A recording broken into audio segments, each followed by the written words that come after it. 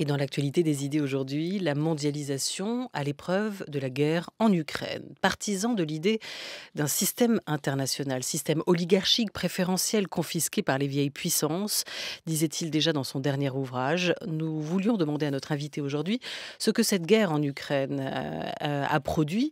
Est-ce qu'elle est l'enfant de ce système international et ce qu'elle lui fait?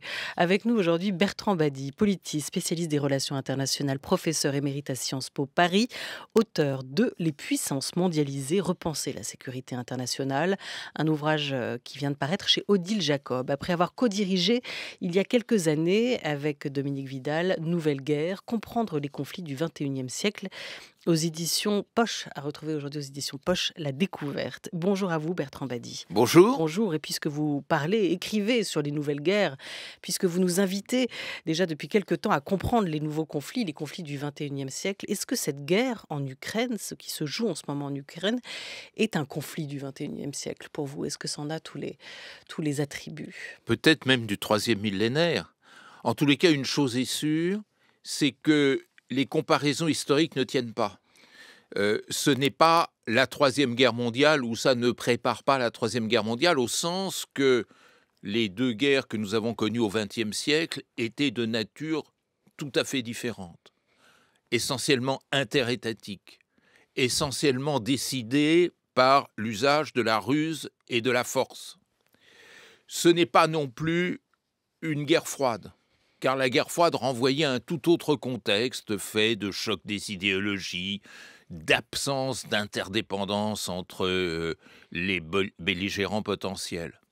Ce n'est pas non plus ces guerres que nous avons connues dans une période intermédiaire qui va de la chute du mur jusqu'à aujourd'hui, c'est-à-dire ces très nombreuses guerres intra-étatiques, Yémen, Sahel, Syrie, et on pourrait continuer, ou Congo, on pourrait continuer longtemps cette énumération. C'est une guerre nouvelle. Alors, vous avez raison de lier cette guerre à la mondialisation, parce que c'est peut-être la première véritable guerre de la mondialisation, dans la mondialisation, ou appelons-la la guerre mondialisée. Ça veut dire qu'elle est en partie, mais en partie seulement, causée par les processus de mondialisation, mais surtout qu'elle est en train de se construire et de s'accomplir en utilisant les ressources de la mondialisation. C'est en ça qu'elle est nouvelle. Finalement, l'invasion de l'Ukraine par Poutine, par le dictateur russe, a un parfum ancien. Ça relève de temps maintenant éculés. Mais la manière dont les partenaires ont réagi, tant ukrainiens qu'occidentaux, la manière dont le monde est affecté, la manière dont se développe jour après jour ce conflit, en surprenant même Poutine. Parce que Poutine, en bon dictateur, bon entre guillemets, qu'il est, ne pouvait pas prendre en compte la force de ces paramètres nouveaux, paramètres sociaux, paramètres économiques, et je dirais tous ces paramètres qui font la mondialisation, c'est-à-dire culturels, sportifs, etc. Qu'est-ce que vous appelez les paramètres sociaux? C'est la manière dont les sociétés ont réagi. C'est à la fois la résistance surprenante aux yeux de Vladimir Poutine notamment et du monde, de la société ukrainienne. C'est la manière dont la société russe est peut-être en train de s'éveiller aussi en ce moment. Ça, c'est le facteur social.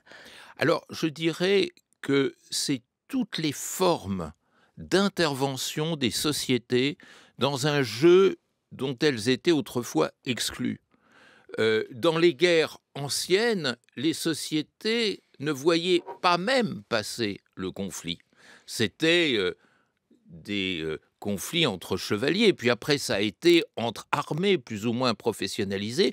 Déjà, avec la Seconde Guerre mondiale, on a vu à quel point les sociétés étaient touchées, affectées. C'est en cela que la Seconde Guerre mondiale était déjà le début d'un tournant. Mais ces sociétés n'étaient pas, même avec la Seconde Guerre mondiale, les acteurs de cette guerre. Elles devaient les subir, mais elles n'en étaient pas acteurs. Ce qui est extraordinaire aujourd'hui dans ce qui se passe, c'est que on oppose aux oukases poutinien des sociétés, des résistances sociales, ce que vous disiez, c'est-à-dire cette surprenante capacité de la société ukrainienne de réagir. Poutine considérait qu'il allait entrer à Kiev comme Brejnev était entré à Prague en 1968, ou comme Khrouchtchev était entré à Budapest en 1956. Ça, c'est fini. La société ukrainienne est devenue acteur, mais on voit bien que la société russe commence à bouger, sous la chape de plomb qui est la sienne, bien entendu, mais elle commence à frémir, à bouger, et là aussi ça surprend un dictateur qui ne peut pas imaginer que les sociétés se mettent en travers de ses décisions politiques ou militaires. Et puis c'est l'opinion publique internationale aussi qui se manifeste. Donc on a l'impression, et c'est en grande partie lié à la mondialisation, que le social aujourd'hui court plus vite que le politique, que le social a une capacité réactive et proactive qui dépasse de beaucoup l'ankylose des armées et des pouvoirs politiques. Vous savez, tournez-vous vers l'Afghanistan, tournez-vous vers le Sahel, tournez-vous vers la Syrie, tournez-vous vers le Yémen, et vous verrez sous des formes totalement différentes, parce que le processus évidemment n'est pas le même, mais ce même activisme des sociétés, cette présence en tous les cas des sociétés dans le jeu conflictuel, ce sont finalement les grandes médiatrices du jeu. Ça, c'est un aspect des guerres mondialisées. Alors vous dites, Bertrand Badi, c'est en partie une guerre de la mondialisation. On se rend compte aujourd'hui combien chacun dépend de l'autre, hein. L'Europe est quand même dépendante du gaz russe et les menaces de Vladimir Poutine de couper l'approvisionnement si les Européens ne payaient pas la facture en roubles en fin de semaine dernière ont jeté un froid certain. Ce n'est qu'un des exemples, hein, qui montre l'incroyable interconnexion aujourd'hui qui s'invite dans cette guerre, dans ce conflit, hein, et pousse chacun à devoir repenser, réajuster ses positions. Oui, alors, c'est l'autre face des guerres mondialisées. On a décrit la face activisme des sociétés, et maintenant l'autre face, c'est cette interdépendance. C'est-à-dire que nous sommes dans un monde où tout le monde dépend de tout le monde. Vous vous rappelez peut-être ce jeu auquel nous jouions quand on était enfant, je te tiens, tu me tiens par la barbichette. Bon, euh, la réalité, c'est que dans le monde actuel, il n'y a plus d'acteurs pleinement autonomes, j'oserais même dire souverains. Ceux qui parlent de souverainisme regardent dans le rétroviseur, là-bas. Et dans cette interdépendance, à travers cette interdépendance, on trouve une nouvelle arme qui consiste à dire aux fauteurs de guerre, si tu ne te tiens pas tranquille, on t'exclut du monde. Ça veut dire on t'exclut de l'économie mondiale, mais pas seulement de l'économie mondiale. On t'exclut du sport mondial, on t'exclut de la culture mondiale, des médias internationaux, on t'exclut, je dirais, du jeu social mondialisé qui va du tourisme à ces formes d'échanges de toute nature. Et ça, dans le monde tel qu'il est, exclure un acteur, un État de la mondialisation, c'est le priver d'oxygène. Mais attention, le jeu n'est pas sans risque, parce que si on est interdépendant, on peut en parler à monsieur de la Palisse qui comprendra très bien, si on est interdépendant, c'est-à-dire quand on sanctionne l'autre en le privant du monde, on se prive en partie aussi du monde, parce que le sanctionneur se fait mal, puisqu'il se prive d'un des moyens aussi de subsister dans ce monde d'interdépendance généralisée. Donc c'est effectivement un calcul risqué, mais c'est une étape extrêmement importante dans l'histoire des conflits internationaux, parce qu'on n'a jamais vu cela. On n'a jamais vu cette façon de dissuader, employons le terme, de dissuader l'ennemi potentiel au réel en disant « si tu ne te tiens pas tranquille, on te vire », comme des gamins peuvent le dire à quelques mauvais camarades sous le préau d'école ou dans la cour de récréation. Peut-être que cette mondialisation aura, et c'est ce que dit un Pascal Lamy aujourd'hui, permis d'éviter que ce conflit s'étende, se mondialise aussi, à sa manière par les armes, hein, même s'il l'est par d'autres facteurs qui sont convoqués là, hein, et que vous venez d'évoquer, Bertrand Badi.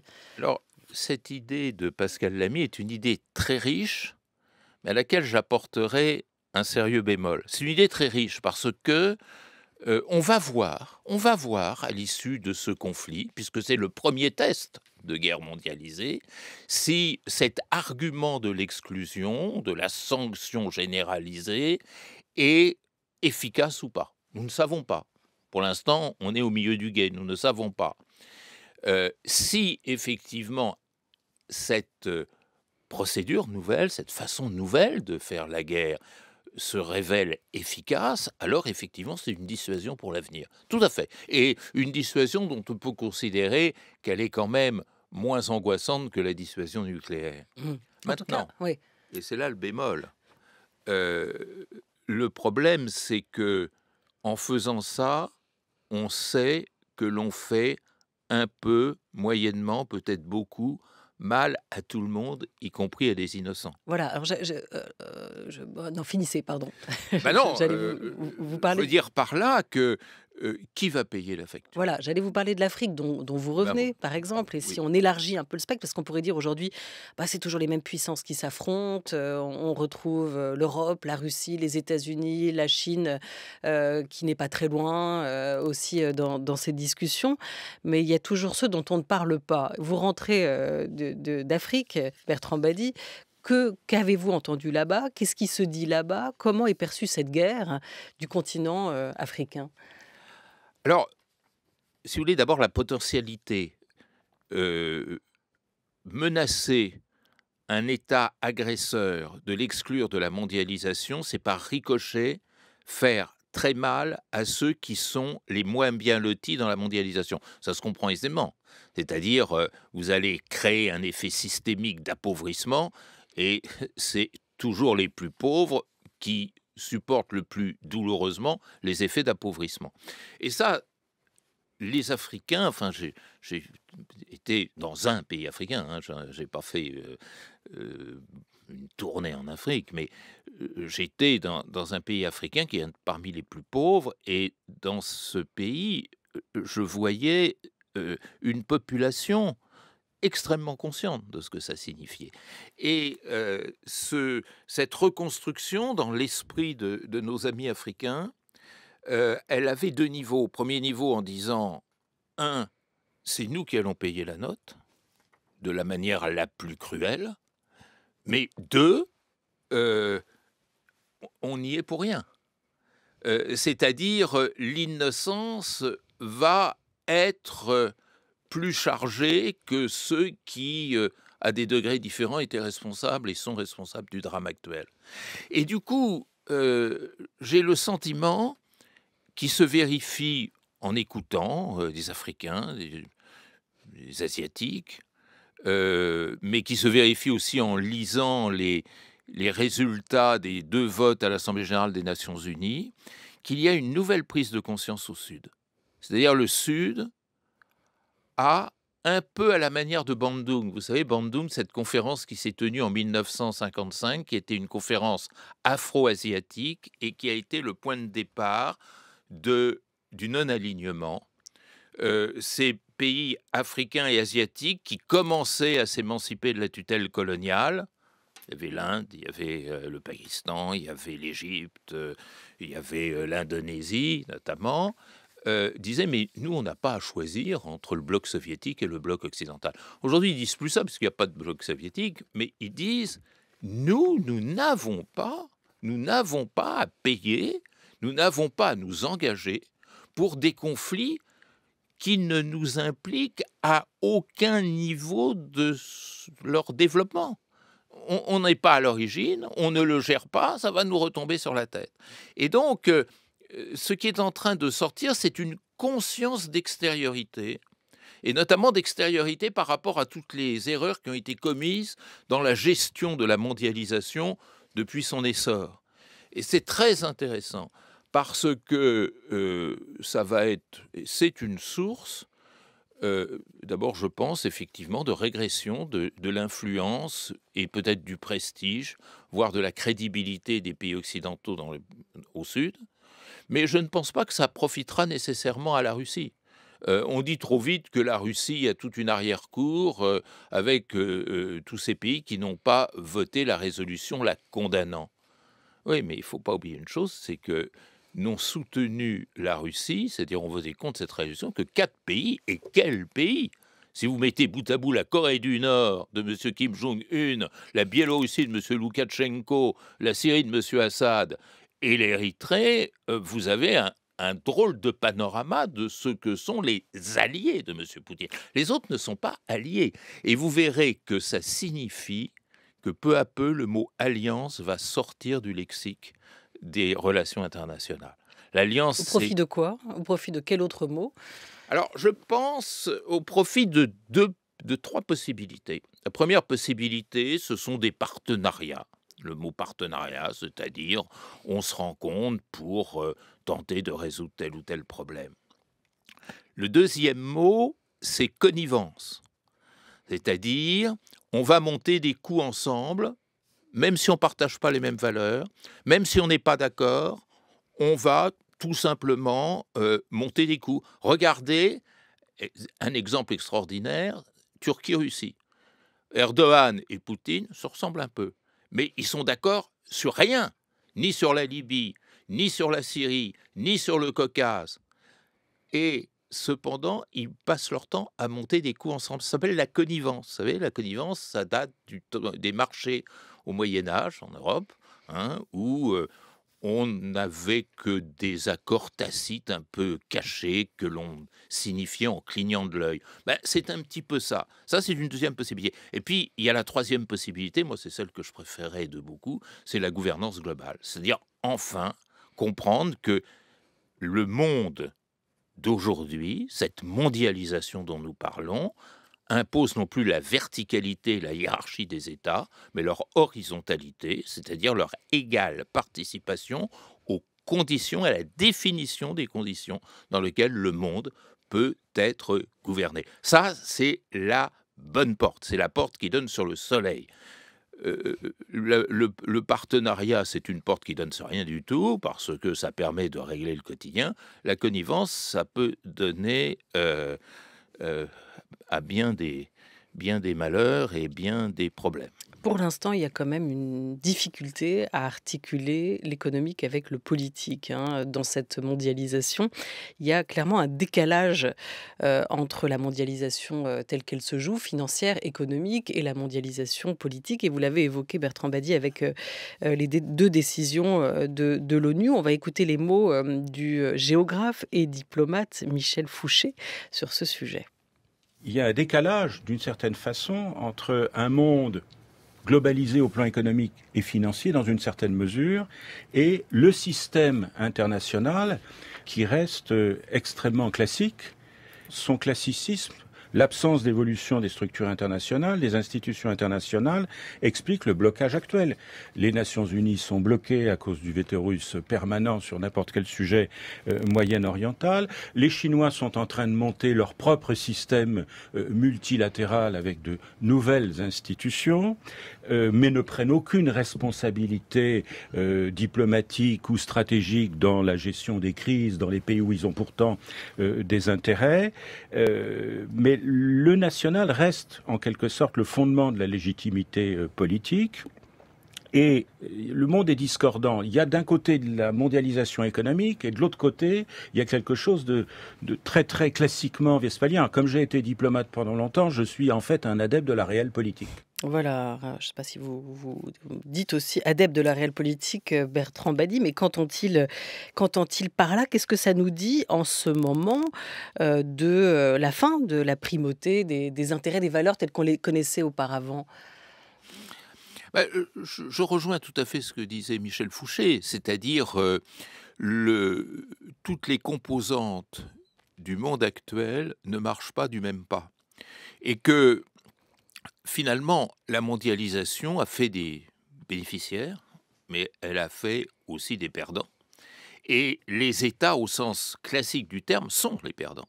C'est-à-dire se plier aux lois de la mondialisation, attention, pas nécessairement économique. La mondialisation n'est pas seulement économique, il ne faut pas l'oublier. La mondialisation, c'est l'abolition des distances, c'est l'abolition même du temps d'un certain point de vue, c'est les interactions généralisées, mais les interactions généralisées, elles peuvent autant se faire sur le plan culturel, médiatique, social, dans les mobilisations et mouvements sociaux, que sur le plan économique et financier. Bon, tout ça va très vite, c'est ce que je disais tout à l'heure, le social court plus vite que le politique. Et le politique, il court derrière le social, mondialisé, avec son nom en bon point, lié au fait que le politique tel que nous le connaissons, il a quand même 600 ans d'âge, donc c'est un vieillard respectable qui s'essouffle vite, et il a très rapidement des points de côté. Et effectivement, on voit mal ce politique s'adapter à ces données nouvelles. Cette adaptation, ce serait la gouvernance globale dont je parlais tout à l'heure. Et il y a une résistance des États à cela. Parce que les États savent que leur propre survie et la survie de la classe qui l'anime, ce qu'on appelle la classe politique, les princes qui nous gouvernent, dépend du maintien de la fiction souveraine. Et ça, c'est une contradiction. Parce que la souveraineté n'est pas possible dans le monde actuel. Elle n'est pas possible. Elle est abolie depuis bien longtemps dans les faits. Mais les politiques ne survivent que s'ils peuvent présenter leur carte d'identité souverainiste.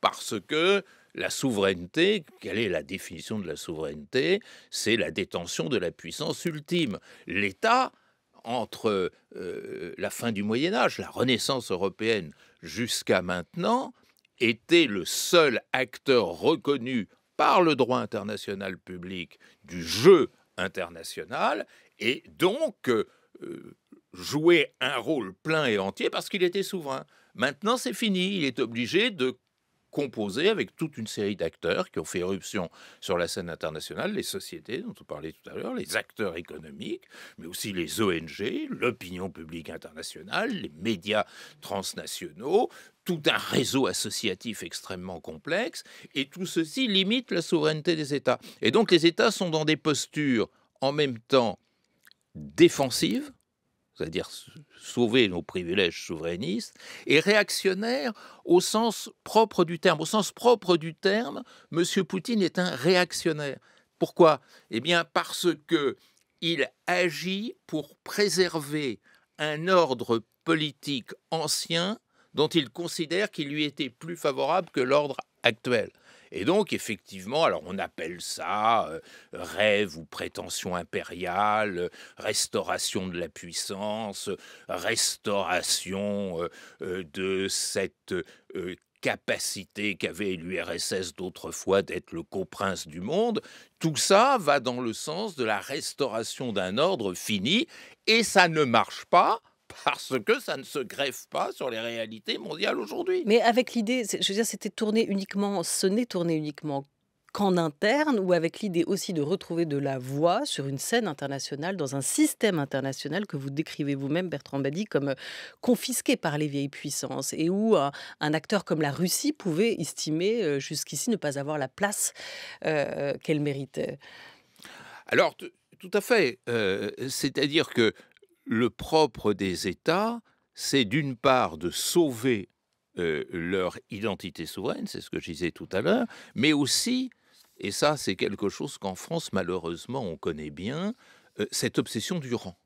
C'est-à-dire, la France doit préserver son rang, comme si le bonheur des humains dépendait du rang, comme on est à l'église au premier rang, au deuxième rang, au troisième rang, au quatrième rang. Bon. Peu importe que le Guatemala soit au 8e rang, du moment que la France est au premier rang. Bon. Ça, on comprend bien que ça ne colle plus à la réalité de la mondialisation, qui s'adresse aux humains, à la solidarité, à l'interaction, à l'interdépendance, beaucoup plus qu'au rang. Et effectivement, la grande contradiction, c'est entre un monde politique international qui reste oligarchique, et d'ailleurs, quand la mondialisation a commencé à montrer le bout de son nez, si je puis dire, on a créé le G7, pour que justement les États qui se considèrent comme les plus puissants puissent garder une maîtrise particulière de cette mondialisation. Puis après, il a bien fallu tenir compte des émergents, donc on a créé le G20, c'est-à-dire cette espèce de tradition de club, de hiérarchie, d'oligarchie, qui exerce une chape de plomb de plus en plus insensée sur le système international.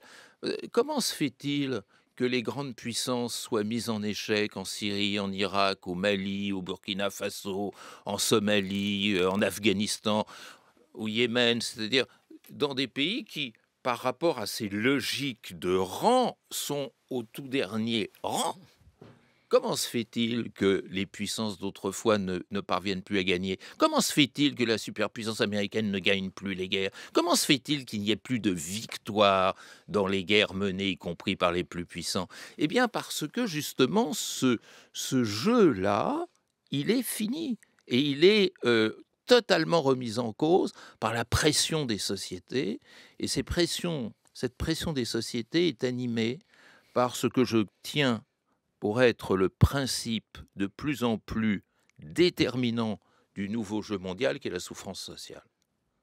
C'est-à-dire, ce qui anime les acteurs, c'est une réaction de colère sociale, de réaction à l'oppression, à toutes ces formes d'oppression. Et là, le canon ne peut plus grand-chose. Le canon, il peut contre le canon. Le canon ne peut pas grand-chose face à la colère sociale ou face à la décomposition des sociétés. Croyez-vous, comme l'économiste Nicolas Bouzou, à une éventuelle repolitisation de la mondialisation? On assiste, mais c'est différent, à une géopolitisation de la mondialisation, qui est aussi un rétrécissement de la mondialisation. Ce que je veux dire par là, c'est que aujourd'hui, il y a un consensus pour éviter de se retrouver dans une situation de dépendance avec un partenaire commercial avec laquelle on pourrait se retrouver en conflit. C'est très exactement ce qui nous arrive en ce moment avec le gaz russe. Et donc, il est en effet probable qu'à l'avenir, on privilégie des accords commerciaux avec des pays qui sont des pays amis. Au fond, on peut imaginer un monde dans lequel les démocraties vont commercer avec les démocraties et les dictatures vont commercer avec les dictatures. Une ligne de clivage, de fracture, simple comme celle-ci, où évidemment cette parole est un peu schématique dans cet extrait, mais est-ce que ça pourrait être ce qui va arriver à l'avenir, une sorte de repolitisation, une géopolitisation de la mondialisation? Vous savez, moi, géopolitique, c'est un mot que je n'emploie plus. Alors, je sais que je suis très minoritaire parce qu'il est très en vogue sur les ondes et ailleurs. Mais le monde n'est plus géo, c'est-à-dire n'est plus gouverné par les distances qui structurent l'espace. Et il est plus politique dans la mesure où tous ces paramètres dont nous parlions, économiques, sociaux, culturels, l'emportent et de beaucoup sur le politique qui s'essouffle à courir après toutes ces expressions nouvelles. Sans compter le numérique, vous disiez tout à l'heure, qui a totalement réduit les distances. Voilà, absolument. Et donc, en fait, le monde souffre d'un défaut d'imagination, c'est-à-dire de savoir trouver les règles nouvelles d'un jeu qui est complètement différent de ce qu'il a été pendant des siècles et des siècles. Alors, l'idée de dire on va réduire les mauvaises surprises de l'interdépendance en échangeant qu'avec nos amis, évidemment, sur le papier, c'est séduisant. Mais alors, attendez, ça veut dire quoi, ça?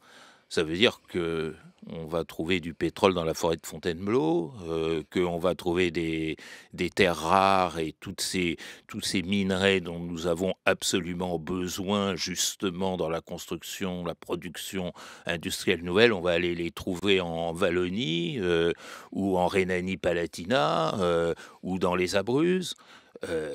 Mais non, la mondialisation, c'est justement tout à fait le contraire de tout cela. C'est-à-dire que on dépend de plus en plus des sols, des sous-sols de pays qui sont très lointains et à propos desquels on ne peut pas s'offrir le luxe de se demander si ce sont des amis, des ennemis. Alors, je ne sais pas bien ce que c'est qu'un ami ou un ennemi, de même que je crois que la notion même d'alliance est en train de s'éroder. Quand je vous donnais l'exemple des relations entre la Turquie et la Russie, c'est bien ce que je voulais dire. Des relations de connivence, oui, des relations d'amitié. Moi, franchement, après avoir étudié les relations internationales pendant près d'un demi-siècle, je ne comprends pas du tout ce que ça peut vouloir dire. Ce qu'il faut, bien sûr, et ça, là, je rejoins tout à fait notre interlocuteur, ce qu'il faut absolument, c'est repenser à l'économie le jeu de l'interdépendance. Quand on peut produire soi-même, quand on peut le faire, autant le faire, plutôt que de faire venir de l'autre bout du monde. Quand on a sous ses pieds des ressources, plutôt que de les vendre à l'autre bout du monde, autant les utiliser. Bon, mais si on a beaucoup de ressources, on finira par les vendre, de toute façon. C'est une question aussi de survie. Et si on n'a pas ces ressources, il faudra aller les chercher ailleurs. Et il ne faudra pas regarder l'étiquette idéologique, culturelle, religieuse, politique ou je ne sais quoi du sol dans lequel on va aller les extraire. C'est ça le jeu de la mondialisation. Mais il faudra quand même se demander de qui on devient dépendant Alors, en choisissant aussi ces modes d'approvisionnement. Vous avez raison. Oui. Ça, c'est très important. Rapidement. Il y avait une contradiction, c'est que nous avons choisi de marginaliser politiquement la Russie après 1991, tout en étant de plus en plus dépendante d'elle sur le plan énergétique. Ça, c'est une contradiction majeure. Ça veut dire quoi, ça? Ça veut dire que c'est pas sur le plan énergétique, enfin, on peut faire des efforts pour ne pas être dépendant énergétiquement, mais on le sera toujours un petit peu. Mais en revanche, l'erreur, ça a été d'exclure la Russie, effectivement, du régime de sécurité internationale et du régime de construction politique qui a suivi la chute du mur et l'effondrement de la bipolarité. Voilà. Voilà. Ouais. Sans surprise, pour vous, victoire ce week-end du Hongrois Viktor Orban. On a parlé souveraineté, on a moins parlé nation, en tout cas le terme n'a pas été employé. Comme c'était l'actualité aussi de ce week-end, je voulais qu'on termine là-dessus avec vous, Bertrand Badi. Vous avez raison, c'est un fait majeur qui ne se limite pas à la Hongrie. Je pense que cette mondialisation qui nous a retenus pendant cet échange, elle fait peur. Elle fait peur à tous ceux qui considèrent que finalement ils en sont victimes. Et plus encore que la Hongrie, il y a un exemple très significatif, c'est les 75 millions d'électeurs américains qui ont voté Trump lors des élections de novembre 2020. Ça a été quelque chose d'extraordinairement important, qui signifie qu'à partir du moment où on a peur de la mondialisation, on choisit une attitude de repli. On rentre chez soi, on ferme sa porte, on ferme ses fenêtres, on ferme ses volets, on ferme son verrou à double tour et on explique que tout ce qui est extérieur doit rester extérieur. On ajoute même que ce sont des forbans, des gens qui menacent notre sécurité, ils ne sont pas faits comme nous et tous ces délires racistes que l'on entend actuellement. Je pense que ça explique cette flambée national populiste qu'on trouve donc en Hongrie, vous l'avez dit, aux États-Unis, je l'ai dit, mais peut-être dans les urnes dimanche prochain en France, etc., et dans bien d'autres pays. C'est un phénomène banal pour un historien ou un sociologue qui considère que c'est le trait de toute transition. On passe brutalement d'un monde à un autre et certains en ont peur et certains vendent sur le marché électoral cette peur, ce qui est d'un certain point de vue criminel. Voilà, le monde d'après, c'est peut-être pas pour tout de suite, finalement. Merci beaucoup, Bertrand Badi, auteur de Les puissances mondialisées, repenser la sécurité internationale. Votre nouvel essai a paru chez Odile Jacob en septembre dernier. Merci beaucoup à vous d'avoir été avec nous, Bertrand Badi. Un grand merci à Lucas Bretonnier avec Laura Dutèche-Pérez pour cette grande table des idées. Merci à Oriane Delacroix avec Henri Leblanc et Maï-Hélène Despio-Courret pour la préparation de la grande table culture du jour. Thomas Beau à la réalisation, Jean-Frédéric à la technique.